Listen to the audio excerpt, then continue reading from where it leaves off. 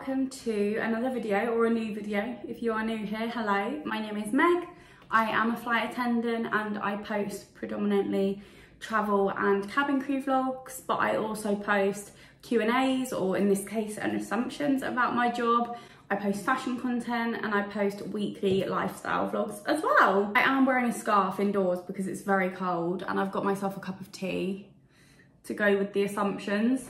I am filming this sat at my dining table, which is new. You guys won't have seen it yet, but we finally got ourselves a dining table and chairs a few weeks ago, and I'm sat here filming and it feels good. But I am literally gonna wrap myself in this scarf because it's so cold. Anyway, if you're watching this video, then I'm assuming that you have some assumptions about my job. I get asked so many questions all the time about this job. People are always so interested in it. I did do an assumptions about cabin crew video about just over a year ago now, I'd say, maybe like a year and a half ago, but it was when I was at my old airline, which was EasyJet, and I was just doing short haul there and back. Whereas now I'm at a different airline where I do a mixture of short and long haul. I do a lot of layovers, and generally the job is very similar but also different. So I thought I'd do an updated assumptions video. I put a question box up on my Instagram story, which is what I always do for Q&As, anything like that. So if you do want to get involved in future Q&As, make sure you are following me on Instagram. It will be in the description box below. But let's get into some assumptions, shall we? Got asked a few of the same things, so obviously I am only going to answer one version of that question. First assumption that I got is that you get homesick sometimes. Personally, no. I wouldn't say I do.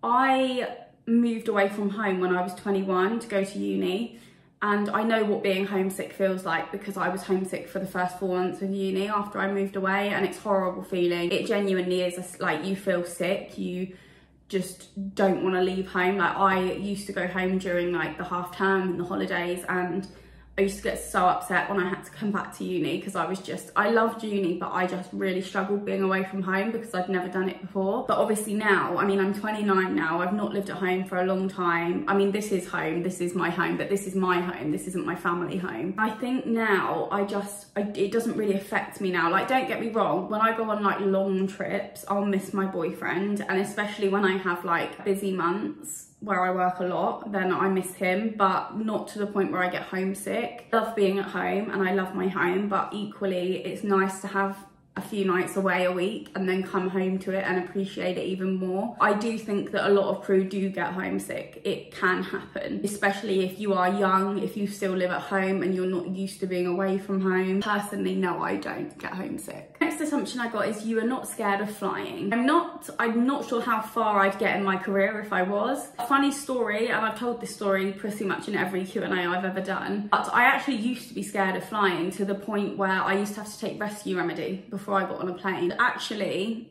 up until about, well, the last time that I flew before I became crew was 2017. And even then, when I flew, which wasn't that long ago really, was it, in the grand scheme of things, I was scared. I had a panic attack the night before because I was so scared. I believe that my fear of flying stemmed from 9/11, because I went on planes before 9/11 and I was absolutely fine. I was 6 years old when 9/11 happened, but I remember it. I remember it happening. I remember my school teacher sitting us all down in the classroom and telling us what had gone on. I also went on holiday to America, I think like less than 6 months, or maybe 6 months after 9/11. I'm not sure. It was definitely less than a year after 9/11. And I went to Florida, and obviously the security was hyped up a lot. Like, it was a lot better than it used to be, which is a good thing. But me being then 7 years old, it traumatized me because I went through the metal detector and set it off because I had a belt on or something.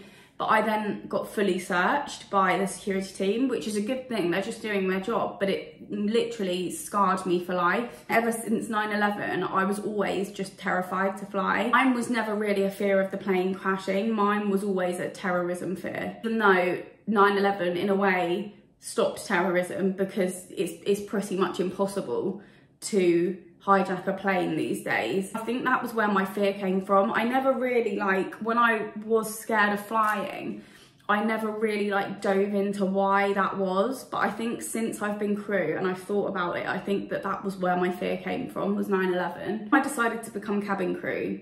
Obviously, my mum was like, are you sure that's a good idea? Because you don't like flying. In a weird way, I kind of just got over it. Like, I think when you learn all of the ins and outs of flying, you know how unlikely it is that anything's ever going to go wrong. And you also know how to handle it if it does go wrong. So if anything, it completely eliminates your fear of flying, becoming cabin crew. As soon as I got on a plane for the first time as crew, I wasn't scared at all. It's really strange, but yeah, so I think you can be scared of flying and still become cabin crew at some point in your life. Honestly, I'm not just saying this. There is nothing to be afraid of. I understand why people are scared of flying. I understand why people are scared of turbulence. There is really nothing to be scared of, and trust in your cabin crew that they will be able to look after you in any kind of emergency. The next assumption that I got was you are tired all the time and your sleep pattern is up the wall. I'm definitely tired all the time. It is a tiring job, although saying that, I think I've gotten used to it now. Like, obviously when I'm down route, I'm usually tired the whole time I'm there, but it doesn't stop me from doing things. And I, like, maybe the day that I get home and the day after I get home from a trip, I'm always a bit dead, but after that, I kind of just recover from it quite easily. You do get used to it, 100% you get used to it. When I think back to how tired I used to be versus how tired I am now,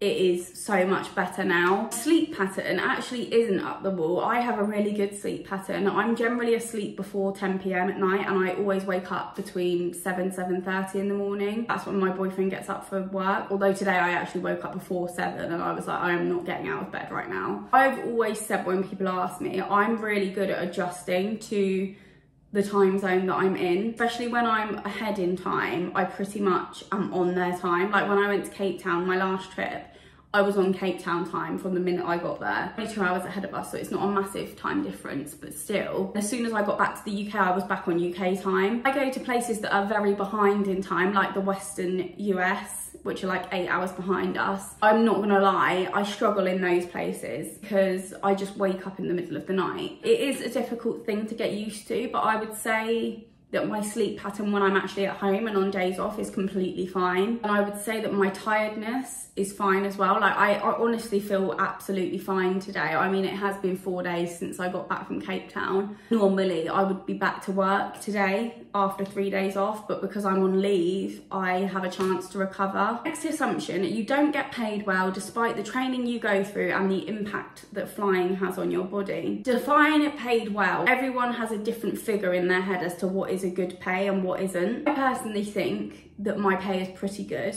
considering I don't have to pay for parking. I don't have to pay for my travel to and from the hotel. Obviously I have to drive my own car to the airport, but I would have to do that in any job. I'd have to drive myself to work. I don't pay for my accommodation, obviously, and I also get given allowances for when I'm en route for food and drink. Not to mention, I get a lot of time off. I basically travel the world for my job. I do work for flights, obviously, but I get to get off in these amazing destinations that I would not have even dreamed of going to if I wasn't cabin crew. To meet new people every single time I fly. Like, considering the perks that I get with my job, I actually think the pay is pretty good. Next one, you're all in the Mile High Club.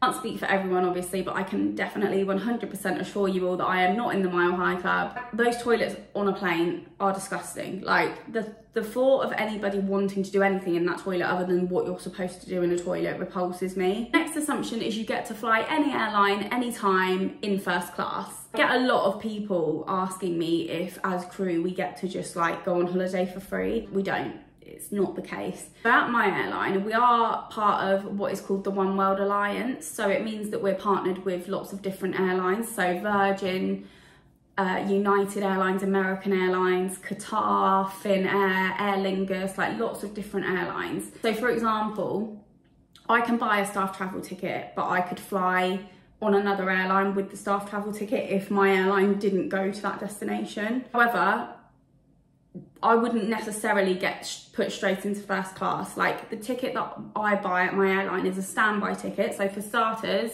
I pay money for it. I don't get it for free.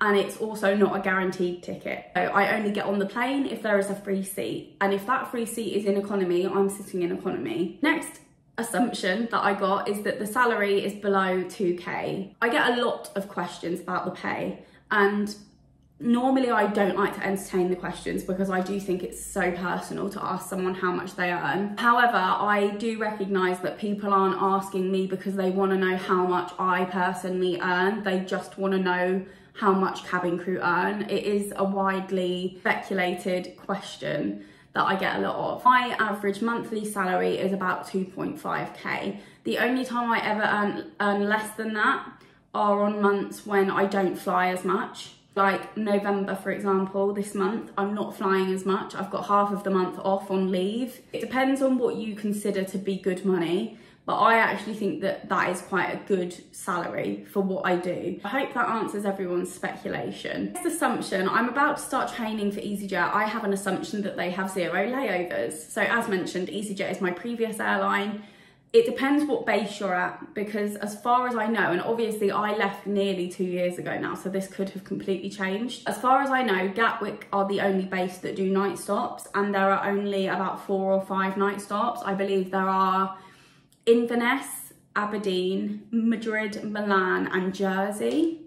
I did hear a rumour that they were going to bring more in. I don't know how true that is. I don't know if they've already done it. When I was there was actually only 3 places that we night stopped in, and they were Inverness, Milan and Madrid. Next assumption I've got is that it is an easy job. So this one's a bit of a tricky one to answer, because if you're talking in terms of day-to-day what I do, physically what I do, is quite easy. I basically prepare an aircraft for takeoff, perform safety related duties, serve drinks, serve a meal or snacks if it's short haul, tidy it all away, complete all of the duties in flight and for landing, and then I either get off the plane shortly after the passengers or I take it back to base, do it all again. So I would say in terms of what we actually do on a day-to-day basis, this is when nothing goes wrong, this is when everything goes to plan.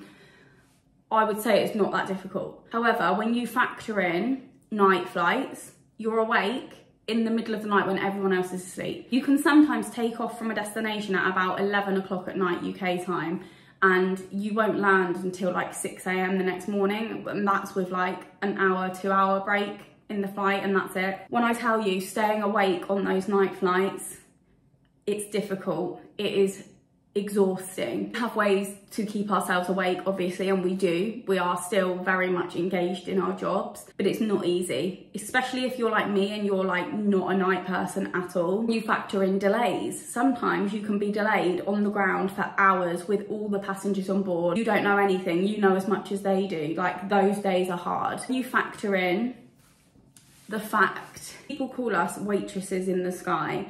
But if I was a waitress in a restaurant and someone was having a heart attack, I would call an ambulance. If I was a waitress in a restaurant and there was a fire in the kitchen, I would call the fire brigade. If someone was abusing me physically, I would call the police. I can't do that on a plane because we're 40,000 feet in the air. So on a plane, the cabin crew are the doctors, the nurses, the midwives, the firefighters, the police officers. If somebody has a medical incident on board, we deal with it. There's a fire on board, we deal with it. If there is an incident of a disruptive passenger that is attacking people or becoming violent, we deal with it. Thankfully, I've never had any of those things happen to me. I've had medicals, but nothing serious. Other than that, I'm pretty lucky, touch wood, in terms of emergencies on board. When things don't go wrong, it's easy-ish if you don't consider the long days and the night flights. By the way, I am in no way saying that the level of training we receive is on the same level as